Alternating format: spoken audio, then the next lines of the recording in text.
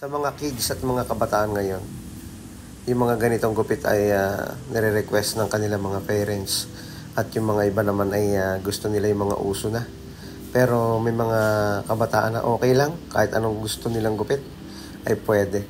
Ang ginawa natin dyan is nag-zero close na tayo sa pinakang gitna para sa guideline, and then tinanggal na natin yung buhok sa ilalim gamit ang trimmer, and then 1.5 na clipper guard na agad.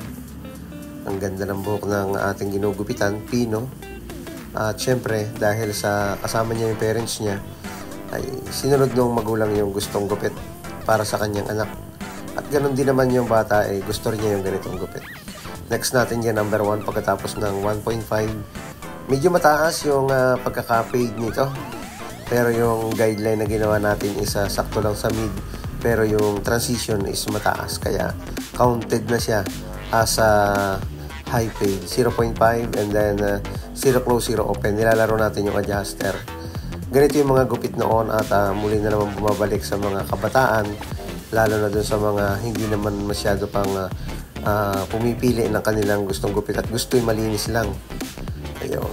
Nilagyan din natin ng konting sikap dito para magkameron ng forma. At inahitan na rin natin ito. Nilagyan natin ng ipit sa itaas para makip natin yung haba ng taas, and then saka natin babawasan pagkatapos natin magupitan yung gilid. From the front ang ginagawa natin pagbabawas papunta rito sa ibabaw ng kanyang buhok. Hinihila lang natin yung kanyang buhok papunta rito sa may likod. Pero pantay-pantay lang naman yung haba na matitira dyan. Ganyan yung pamamaraan na ginawa natin.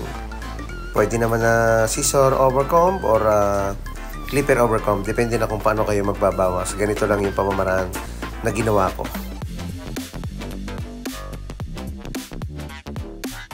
Sa parting bangs naman, gumawa tayo ng isang layer, and then bago natin pinutol yung dulo at saka binagsak natin yung natira. Ganon din dito sa may gawing kanan. Ayan, napakasimple lang nung pagbawas o pagputol na ginawa natin. And then tutuyuin natin yan pagkatapos natin ayusin yung kanyang bangs. Ayan. Pag naayos na, lagyan natin ng konting hair product para pogi-pogi na si Totoy sa kanyang gupit at laging ready sa kanyang pagpasok sa school.